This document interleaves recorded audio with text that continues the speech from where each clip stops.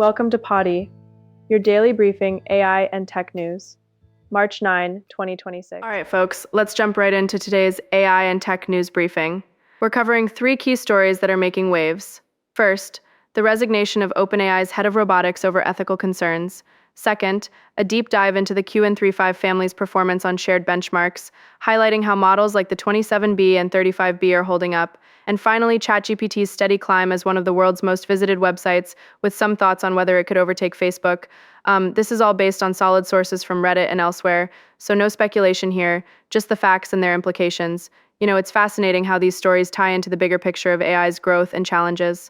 Kicking things off with the first story, OpenAI's head of robotics has resigned, citing ethical concerns over mass surveillance and lethal autonomous AI weapons. According to the Reddit post from rSingularity, this executive stepped down because of worries about how AI could be misused in ways that threaten privacy and human safety. I mean, it's not every day you see a high-level departure like this, and it really underscores the internal debates happening at leading AI firms. Let me think about this for a second. While the source doesn't go into specifics beyond the resignation announcement, it's a reminder that as AI advances, companies are grappling with moral dilemmas, especially around military applications. That's actually pretty sobering. Because if even insiders are raising red flags, it might push the industry towards stronger ethical guidelines, though we don't have details on what's next for OpenAI. Building on that, what makes this resignation stand out is how it reflects broader tensions in the AI world. The source mentions ethical concerns tied to surveillance and weapons, which aren't new issues but are gaining urgency as tech evolves. For instance, if AI is being developed for potentially harmful uses, it could erode public trust in companies like OpenAI, who position themselves as safety-focused. Oh, that's really interesting because this could lead to more transparency or even regulatory scrutiny down the line based on how these events unfold. Anyway, moving forward, I wonder if other firms will face similar shakeups, but for now, this is a key moment that highlights the human element in AI development.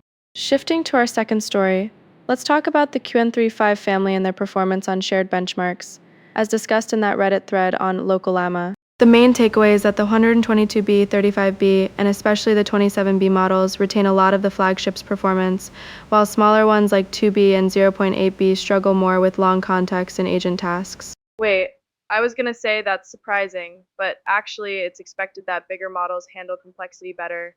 Yet it's impressive how the 27B holds its own. For example, another post mentions testing the 35B at 90 tokens per second, which shows real speed gains, though we have to attribute that specifically to the 35B, not the 27B.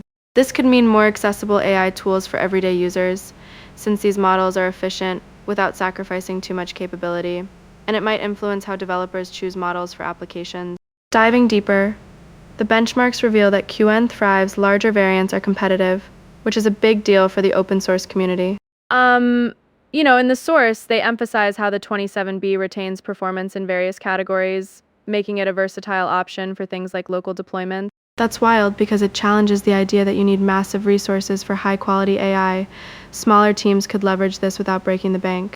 On the flip side, the drop-off in the tiniest models highlights limitations in handling complex real-world scenarios, so developers might need to balance size with task demand. Overall, this is a step forward for AI accessibility, and I think it could spark more innovation in the field. To wrap up this story, let's consider the implications of these benchmarks. The Q3 and 5 family's results, as shared on Reddit, suggest a maturing AI landscape where efficiency meets effectiveness, potentially democratizing access to advanced tech. For instance, if the 27B model performs well across benchmarks, it could encourage more experimentation in areas like personal assistance or even research tools. Oh, that's actually really encouraging, because it means we're not just seeing incremental improvements, but practical advancements that could benefit everyone. Still, as with any tech, the key is ensuring these models are tested thoroughly before widespread use based on the community's feedback in these discussions. Now, onto our third story, which is about ChatGPT maintaining its spot as the 5th most visited website globally. As noted in a Reddit post on rSingularity, the user points out that it's holding strong and speculates it might surpass Facebook by year's end, though that's just an opinion based on current trends. I mean, that's pretty impressive when you think about it. ChatGPT has become a go-to for millions, showing how AI chatbots are integrating into daily life for everything from homework help to creative writing. According to the source, this sustained traffic underscores OpenAI's dominance, and it's not hard to see why, with constant updates keeping users engaged. This growth could signal a shift in how we consume information online, potentially challenging traditional social media platforms. Let me expand on that. While the post is straightforward about ChatGPT's ranking, It's the implications that are fascinating. For example, if ChatGPT does overtake Facebook, it might indicate a move toward more interactive AI-driven content over passive scrolling, which could reshape digital advertising and user engagement.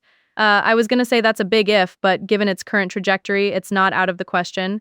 Plus, this popularity highlights OpenAI's success in making AI approachable, even as competitors ramp up their efforts. That's really interesting because it puts pressure on other companies to innovate, ensuring the AI space remains competitive and user-focused.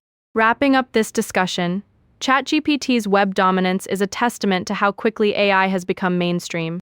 The Reddit source mentions it as the fifth spot, and with potential to climb, it's clear that OpenAI is capitalizing on public interest. Oh wow, that could lead to more investments in AI infrastructure, benefiting the entire industry. In the end, this story shows the real-world impact of accessible AI, and it's exciting to watch how it evolves. All right, as we wrap up today's briefing, let's quickly recap. We covered the resignation at OpenAI, highlighting ethical concerns in AI development, the strong performance of Qwen 3.5 models on benchmarks, which could make advanced AI more accessible, and ChatGPT's impressive web traffic, signaling its growing influence. Each of these stories shows how AI is advancing while facing real challenges, and it's stuff like this that keeps the tech world buzzing. Remember, stay informed and think critically about these developments as they unfold. That's all for today. Thanks for tuning in, and I'll catch you tomorrow for more AI insights. Keep questioning, keep learning, and remember, in the world of tech, the only constant is change. Stay curious out there.